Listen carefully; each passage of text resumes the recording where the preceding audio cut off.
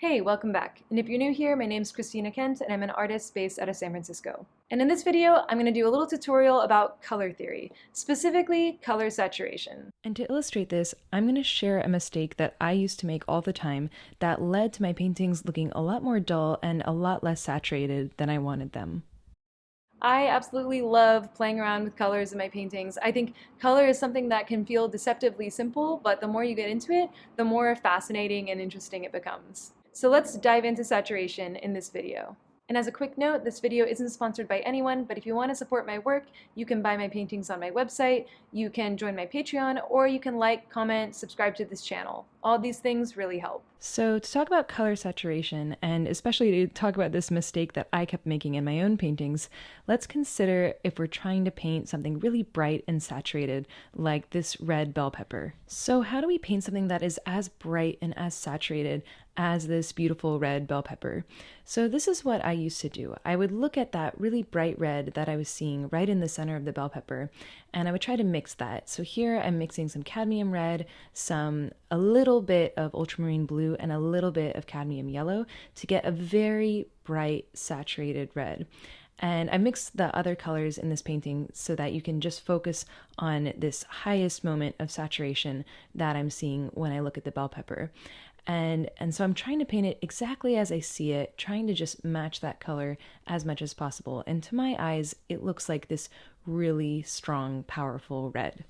So you can see the red that I'm using here is super saturated, it's really bright, and I'm just blocking in the color here, so I'm trying to simplify things, mostly to illustrate the point. If you've seen my other videos, you'll also know that I do this block in first, and then I tend to add the details later. So I'm kind of treating that deep red area, that sort of the mid-tone that I'm seeing in the bell pepper, as all one shape, filling it in with this really bright red. But then I move to the part of the bell pepper that's being highlighted. And to me, that looks even brighter. It's even brighter than that red, and it looks higher in value. So what I used to do is I would think, okay, let me add a little bit of white to the red because white is bright. And so if I add some white to that red, then I'm going to make an even brighter red that's going to be able to convey those highlights. So this is what I did, and I did it for many, many paintings. And you can see that when I mix the white with the red actually doesn't get brighter. It doesn't get more saturated. It gets lighter in value. So if we were to convert this image to black and white, we would see a lighter shade, but it doesn't get brighter in the way that when I'm looking at the bell pepper, I'm seeing this brighter color. And even adding the final highlight doesn't give me that bright effect. So to understand why this happens, I think it's really helpful to do an experiment. Take all of the colors on your palette and then put a little bit of white down next to each color. And then take your time mixing the white into each color to see what happens and see if the color seems to get brighter in terms of saturation or if it seems to actually get duller even as it's getting lighter. So first I'm mixing it with this cadmium yellow, and you can see that as I'm mixing the white with the cadmium yellow, it does get lighter in value, but it does seem to get a little bit duller. Also, I guess the first one was cadmium yellow light. This one is cadmium yellow medium that I'm mixing it with now. And once again, it seems to take a little bit of the punch out of the cadmium yellow. Like the strength of the color seems to get toned down a little bit when I add the white. As I mix it with the cadmium red here, I notice a similar effect, and we can see exactly what was happening when I was trying to paint the bell pepper earlier, is that the red suddenly loses its power and becomes this softer, more pastel pink. But something a little different happens when we mix it with the alizarin crimson. I find when I mix it with this color, actually a little bit of white seems to bring out some of the brightness of the alizarin crimson. It actually seems to help that color shine a little bit. And we can compare across all the colors, and you can see that actually we get this really nice magenta when we mix white with alizarin crimson. Now we can do the same exercise with the darker colors on our palette. So we have, or I guess the colors that are more towards the blues and the greens. So this is mixing with sap green, and kind of similar to the alizarin crimson, it seems like the sap green's power starts to come out a little bit when we mix some white in. Same with ultramarine blue. Now, both of these, when we mix a lot of white in, they get toned down. They're also dull and pastel. But with just a little bit of white mixed in, I find that the colors really come alive and we can really appreciate the brightness and their saturation. We see this a little bit less so with this cobalt teal color. I think the white is just dulling it down a little bit. But we kind of see it again with this burnt sienna brown, that when we mix a little bit of white, we really can appreciate its brightness. So this is what I've noticed, that oftentimes when I add white to colors, it'll make them a little bit duller, but sometimes when I add white, it does actually bring the colors out and makes them sing. And I think that this seems to be related to whether or not the color is opaque versus transparent. So if you look at some paint tubes, you can see if it says the paint is more opaque or more transparent. And it seems like adding white to opaque colors makes them a little bit more dull, but adding them to transparent colors can actually really bring those colors alive if you add it in small amounts. So now, what does this tell me for my experience painting the bell pepper? Well, if I want to be trying to make a really bright color with cadmium red and cadmium yellow, I'm not going to be able to make it brighter by adding more white. So what do I do instead? Okay, so using this knowledge, let's give it another try painting this bell pepper. So this time, instead of starting with that bright red mid-tone, I'm going to try to mix a color for the brightest part of the bell pepper, and that's that part that's getting highlighted a little bit.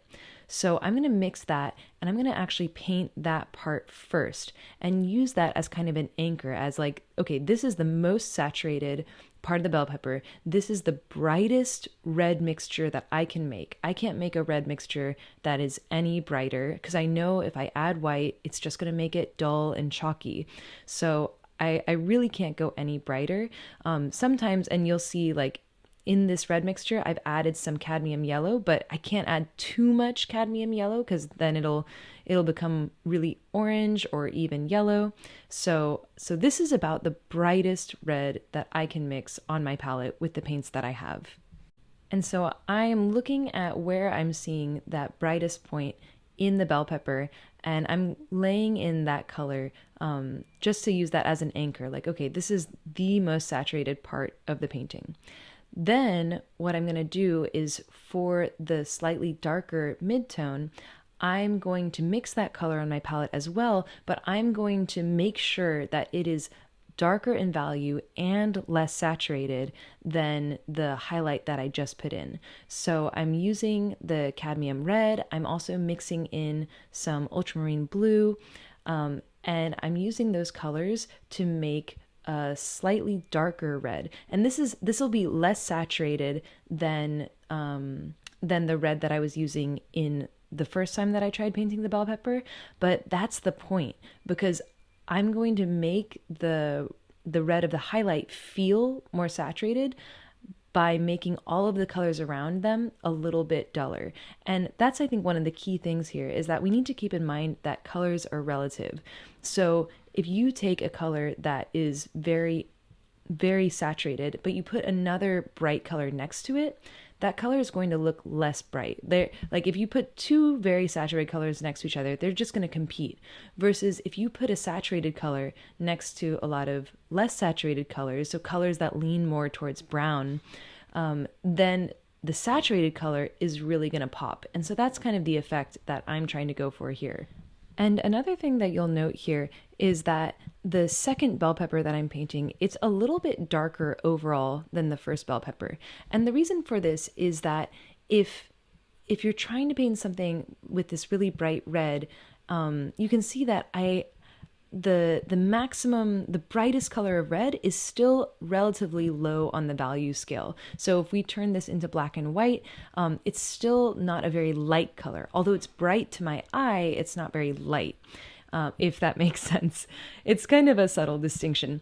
But yeah, so what that means is that if I want it to feel really bright and emphasize that contrast, then I'm going to need to make the other reds of the bell pepper darker in value. And so I sort of adjust everything a little bit darker.